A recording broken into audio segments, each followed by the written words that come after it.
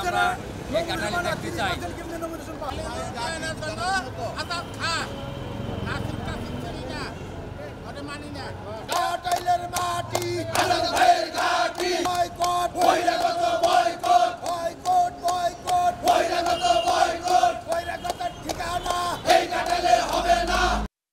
আমরা এখানে মানববন্ধন করতেছি। লুৎফর রহমান খান 4 বারের এমপি, 3 বারের মন্ত্রী ছিলেন, তাকে নমিনেশন দেওয়া হয় নাই। বহিরাগত নাসির সাহেবকে নমিনেশন দেওয়া হয়েছে।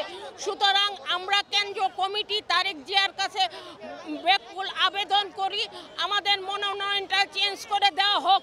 লুৎফর রহমান খান আজাদ এই পূর্ব ঘাটাইলে অনেক উন্নয়ন করেছে, রাস্তা করেছে, এবং আমরা ঘাটাইলবাসী পাহাড় অঞ্চলে যেতে পারতাম না, রাস্তা করে দিয়েছে, কারেন্ট নিয়েছে, তার অবদানের শেষ নাই। সে একটা সৎ মানুষ। আপনি তদন্ত করে দেখেন। লুৎফর রহমান খান আজাদের আমরা নমিনেশন চাই, না হলে এই ঘাটাইল থেকে স্বতন্ত্র পাশ করবে।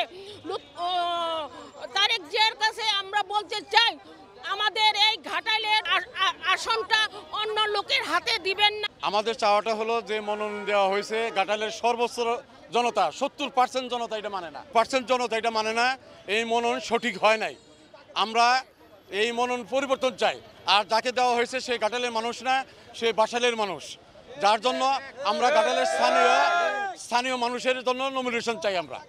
আমরা দলীয়ভাবে আমরা জানি যে এখানে জনগণের মনের আশা এবং জনগণ যার দিকে আছে, আমাদের ভারপ্রাপ্ত চেয়ারম্যান সাহেব বলেছেন জনগণ যার দিকে আমি তাকেই মনোনয়ন দিব, কিন্তু সেই আশার প্রতিফলন হয় নাই। আজকে আমরা মানববন্ধনে দাঁড়িয়েছি সারা ঘাটাইল উপজেলাবাসীর চাওয়া, কারণ লুৎফর রহমান খান আজাদ 4 বারের এমপি, 3 বারের মন্ত্রী। দীর্ঘদিন ধরে উনি 37টি বছর যাবৎ উনি ঘাটাইলের মানুষের সাথে আছেন, ঘাটাইলের মানুষের উপকার করেছেন। বিগত দিনে ফ্যাসিস্ট সরকারের আমলে 17টি বছর তিনি নেতৃত্ব দিয়েছেন এবং আমরা তার সাথে ছিলাম।